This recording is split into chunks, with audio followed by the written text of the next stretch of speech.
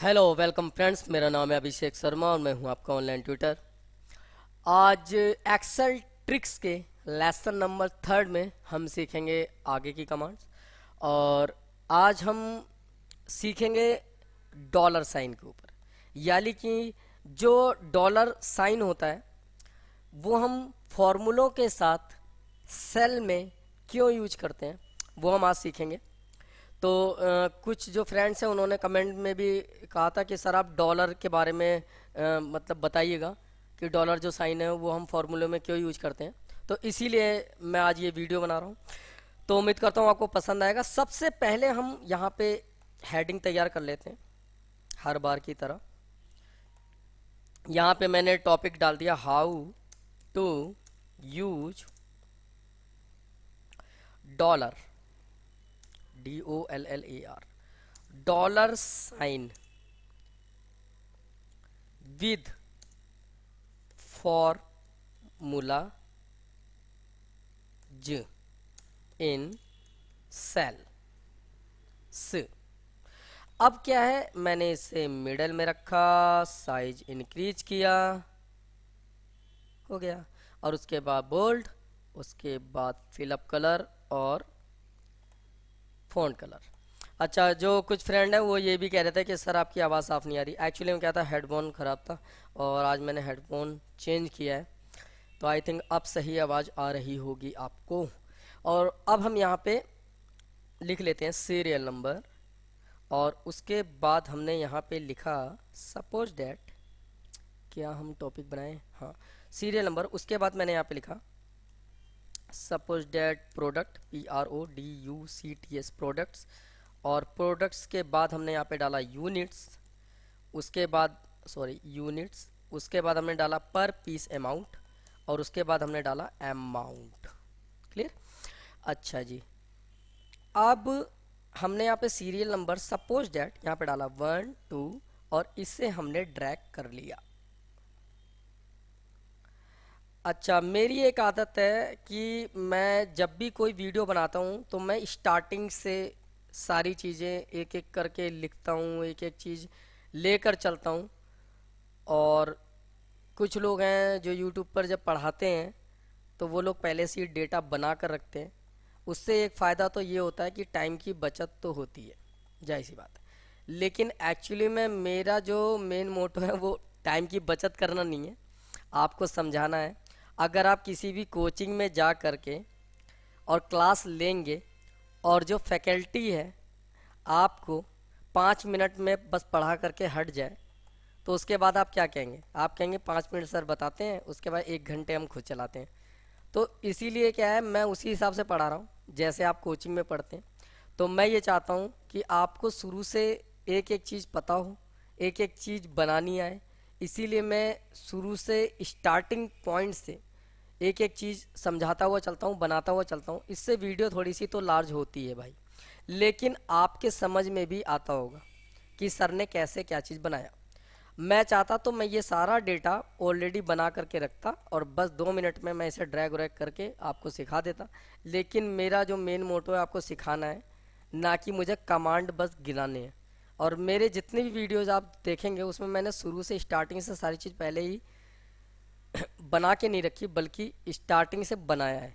तो अब चलिए स्टार्ट करते हैं, नहीं तो आप कहेंगे फिर सर बात करने लगे। यहाँ पे मैंने डाल दिया आइटम्स 01, यहाँ पे मैंने डाल दिया आइटम्स 02 और उसके बाद इसे सेलेक्ट करके ड्रैग कर लिया। और यहाँ पे हमने यूनिट्स डाला। मतलब यूनिट्स का मतलब होता है कि किस टाइप में, तो ये पीसेज में है। अच्छा, यहाँ पे PPA हो गया। एक चीज़ हम भूल गए थे, वो मैं अलग से इंसर्ट कर लेता हूँ। मैं आपको देखो चीज़ें बताता हूँ। यहाँ पे मुझे कॉलम चाहिए तो मैंने यहाँ क्लिक करा और इंसर्ट पे अगर आप कॉलम पे क्लिक करते हैं तो एक नया यहाँ पे कॉलम आ जाएगा जिसमें हमने डाल दिया क्वांटिटी।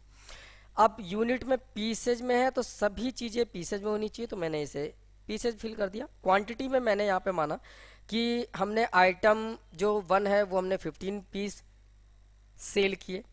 ये हमने 35, ये 65, ये 45, ये 85, ये 74, ये 16, ये 28, ये 33, ये 42। अब यहाँ पे पर पीस अमाउंट का मतलब होता है कि एक पीस का प्राइस कितना है। तो मैंने यहाँ पे डाला, इस पीस का है 150 रुपये पर पीस, 200 रुपये, 300 रुपये, 400 रुपये, 600 रुपये, 500 रुपये, 450, 350, 650, 400, इस तरीके से। अब देखिए मैंने क्वांटिटी जितना सेल हुआ और जो पीपीए का मतलब होता है पर पीस अमाउंट, वो मैंने अलग अलग फिलअप कर दिया। अमाउंट पे जब आप निकालना चाहते हैं अमाउंट को, तो आप क्या करेंगे, equal quantity multiply by PPA और एंटर करेंगे। तो इतने रुपये, इतने रुपीस का या इतने अमाउंट का, इतने रुपए का जो सामान है वो सेल किया गया। दोबारा देख लेते हैं, इक्वल क्वांटिटी मल्टीप्लाई के लिए स्टार पीपीए एंटर, तो इस तरीके से निकल जाएगा। और आप अमाउंट को जब ड्रैग करते हैं तो सभी जगह आंसर निकल गया। अगर मैं किसी एक सेल को डिलीट कर देता हूं तो देखिए वहां 0 हो गया, क्योंकि ये इससे अटैच है। अब क्या है कि जब मैं किसी भी अमाउंट पे क्लिक करता हूं तो यहाँ पे देखिए सेल का नंबर आ रहा है E7 मल्टीप्लाई बाई F7, मैंने यही निकाला था। लेकिन जब मैंने ड्रैग करा यहाँ पे तो देखिए E8 F8 हो गया। ऐसे ही जब मैंने ड्रैग करा यहाँ पे E9 F9 हो गया।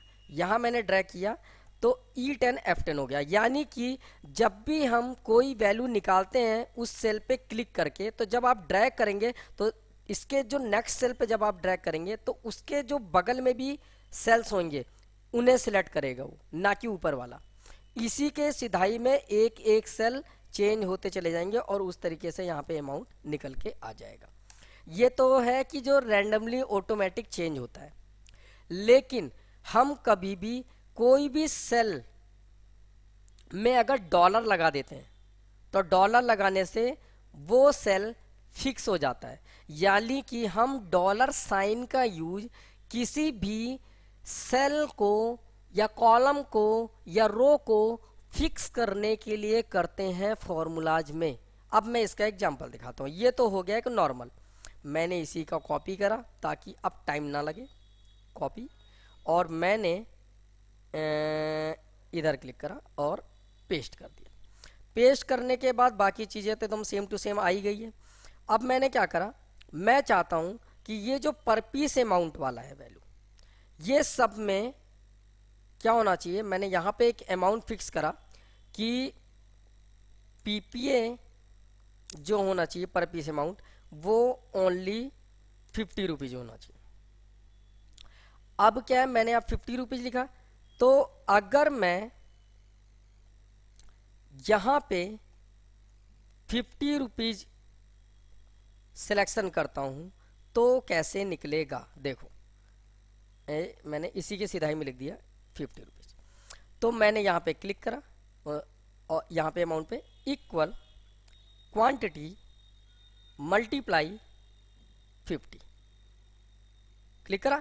अब जब मैं एंटर करूंगा तो यहाँ पे आंसर 750 रुपये आ गए, 50 से मल्टीप्लाई हो गया। लेकिन अब मैं अगर ड्रैग करता हूँ तो यहाँ पे इस 50 के नीचे यहाँ पे कुछ भी वैल्यू नहीं है, कुछ भी वैल्यू नहीं है। और नहीं होने से क्या होता है ये देखिए, मैं जब इसे ड्रैग करूँगा तो हर जगह 0 आ गया। अब मैं यहाँ पे डबल क्लिक करता हूँ तो देखिए ये सेल सेलेक्ट हो गया। डबल क्लिक करता हूँ, और सॉरी एस्केप, यहाँ पे भी डबल क्लिक करता हूँ, ये सेल सेलेक्ट हुआ। और यहाँ पे वैल्यू नहीं है इसलिए यहाँ पे आंसर 0 आ रहा है। लेकिन मैं चाहता हूँ कि वैल्यू अगर हम यही वाला बस रखें, ये वैल्यू क्योंकि हर जगह 50 है, या तो 50 लिख दीजिए, या तो मैं चाहता हूँ कि यही वैल्यू एक फिक्स कर दी जाए और सभी में अमाउंट निकल के आ जाए। तो हम क्या करेंगे, उस कंडीशन में हम यहाँ पर क्लिक करेंगे, डबल क्लिक। अब L7 तो ये वाला सेल है और ये वाला जो है ये कौन सा है, पीपीए वाला। Q7 ये 50 रुपीज़ वाला। तो मैं इसे अभी डिलीट कर देता हूँ। अब देखते हैं, इक्वल क्वांटिटी, तो ये L7 आ गया। अब मल्टीप्लाई स्टार। अब जब आप इस 50 वाले पे क्लिक करेंगे तो इस सेल नंबर आ गया, इसका सेल नंबर आ गया ना Q7। अब मैं चाहता हूँ ये फिक्स हो जाए, तो मैं इन दोनों को सेलेक्ट कर लूंगा और F4 का बटन प्रेस करूंगा कीबोर्ड से, F4। और जैसे ही F4 क्लिक करूंगा तो देखिए Q और 7 के आगे डॉलर लग गए। यहां भी आपको दिखाई दे रहा होगा और यहां भी दिखाई दे रहा है, Q7 के आगे डॉलर लग गया। अब इससे फायदा क्या हो गया, ये सेल फिक्स हो चुका है। अगर मैं इसे ड्रैग करता हूं तो सब जगह आंसर निकल के आ जाएगा और यही सेल रहेगा। अब देखिए, मैं जब यहाँ क्लिक करता हूँ तो यहाँ पे है E7 F7, इससे नीचे वाले को पे क्लिक करता हूँ तो E8 F8, इस पे क्लिक करता हूँ तो E9 F9, इस पे क्लिक करता हूँ तो E10 F10। लेकिन यहाँ पे मैं जब क्लिक करूँगा तो देखिए L7 Q7, लेकिन डॉलर लगे हुए हैं दोनों के बीच में। अगर मैं इससे नेक्स्ट पे क्लिक करता हूँ तो भी Q7 है, अगर मैं इससे भी नेक्स्ट पे क्लिक करता हूँ तो भी Q7 है, क्योंकि ये जो Q7 वाला सेल है ये मैंने ब्लॉक कर दिया है। ये चेंज नहीं होगा खुद तब तक जब तक मैं इसका डॉलर ना हटा दूं। और देखिए सब में आंसर निकल के आ गया। क्लियर? इस तरीके से निकाल सकते हैं। अच्छा जी, और दूसरा तरीका ये भी है, बहुत सारे लोग कॉलम को ब्लॉक करना चाहते हैं, रो को ब्लॉक नहीं करना चाहते, तो उस कंडीशन में भी हम यहाँ पे सिलेक्शन करते हैं, कॉपी करते हैं, यहाँ पे क्लिक करते हैं और मैंने पेस्ट कर लिया। अब यहाँ पे क्या है, हम चाहते हैं कॉलम को ब्लॉक करना,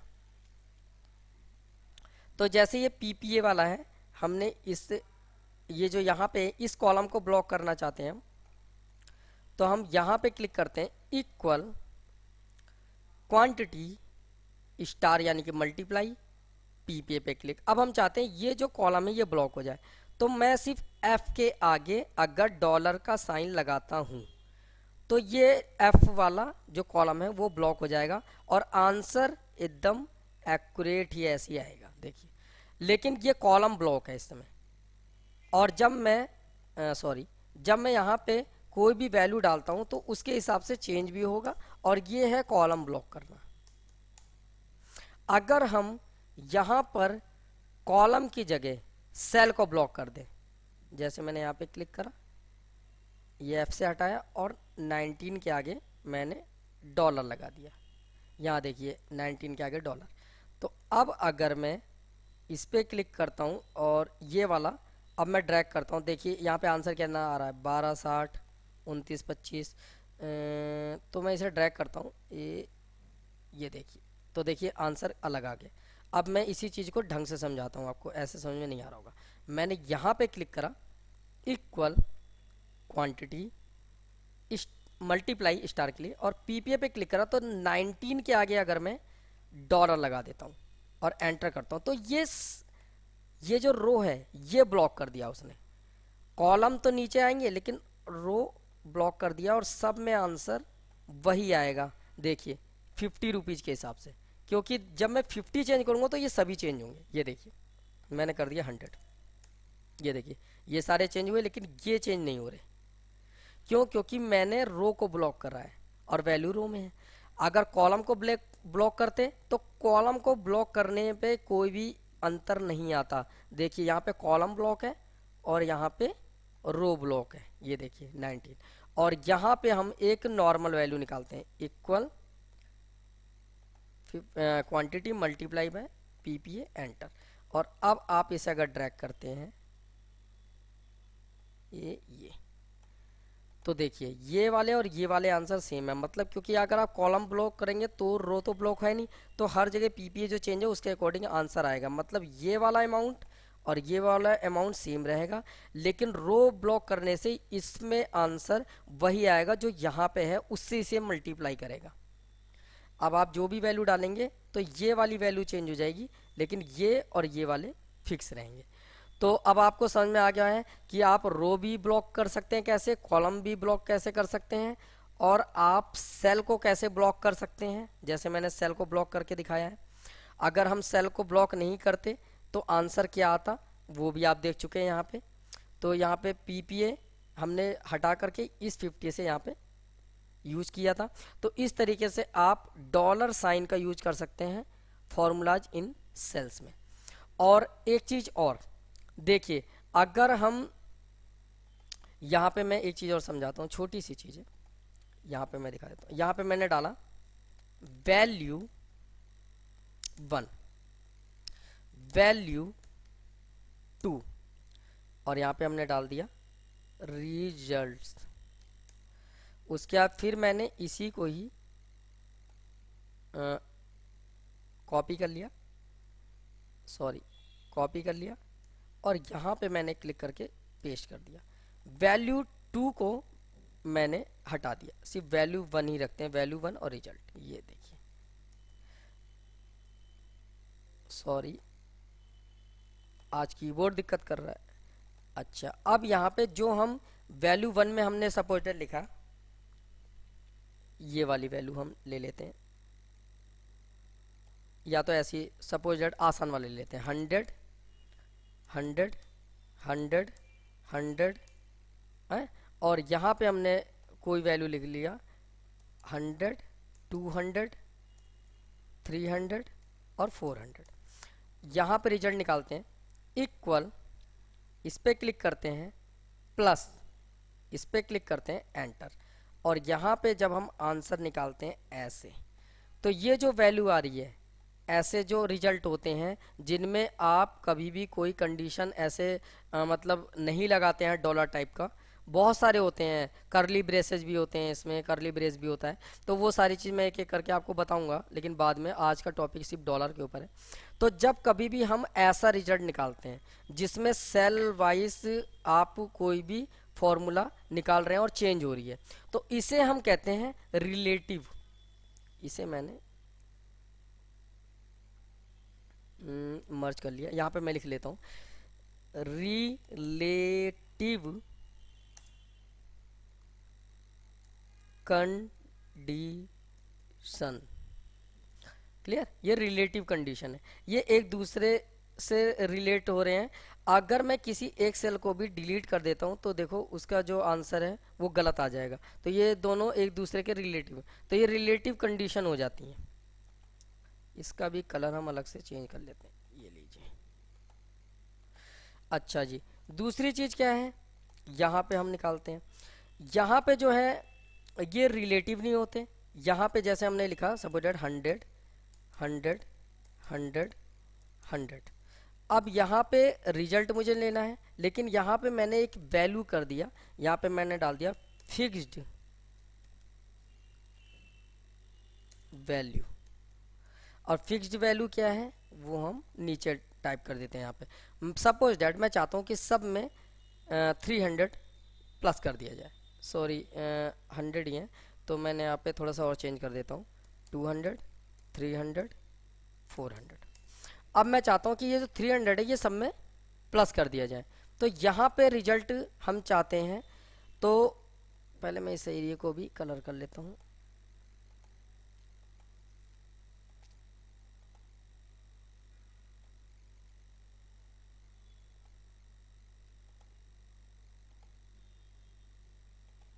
अब हम चाहते हैं जो ये फिक्स्ड वैल्यू है इसके अकॉर्डिंग यहाँ पे रिजल्ट निकल के आए, तो हम यहाँ पे करेंगे इक्वल, वैल्यू पे क्लिक, प्लस और फिक्स्ड वैल्यू पे क्लिक।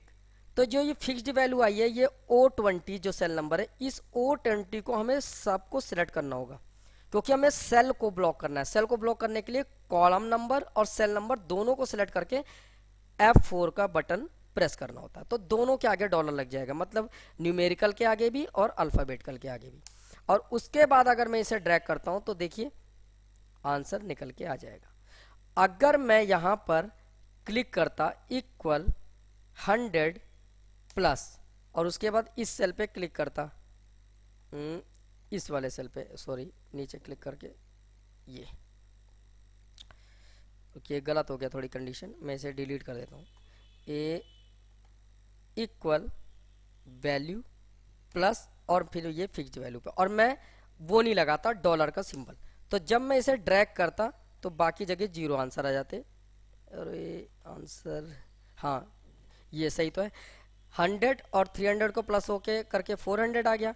अब 200 है तो 200 हो गया, 300 है तो 300 हो गया, 400 हो गया, 400 तो 400। इसमें मतलब ये 300 को यहाँ पे प्लस नहीं कर पाया, क्योंकि जब आप इस पर डबल क्लिक करोगे तो इसमें O21 आ रहा है, और जब ऊपर वाले पे क्लिक करते हो तो O20 आ रहा है। तो इसमें जो 300 नंबर वाला सेल है ये O20 का है, लेकिन यहाँ पे जो है ये वैल्यू 0 है, इसलिए यहाँ पे यही वैल्यू दिखा दिया। अगर मैं यहाँ पे 1 भी लिख देता हूँ तो देखो इसके साथ 201 जुड़ गया है, यहाँ पे एक लिख देता हूँ 301 हो गया, यहाँ एक लिख देता हूँ 401 हो गया। लेकिन मैं चाहता हूँ कि इसी सेल की वैल्यू को ही यहाँ पे जोड़ करके दिखाए, तो मैं यहाँ पे क्या करूँगा, जो ये O20 आ रहा है इसके आगे सेलेक्ट करके मैं F4 का बटन प्रेस कर दूंगा, तो इससे डॉलर लग जाएगा। और उसके बाद अगर आप ड्रैग करते हैं तो सब में 300 को ऐड करके ही वैल्यू निकालेगा। तो इस वाले कंडीशन को हम लोग कहते हैं एब्सोल्यूट। यहाँ पे मैं लिख देता हूँ ABSULSOLUT,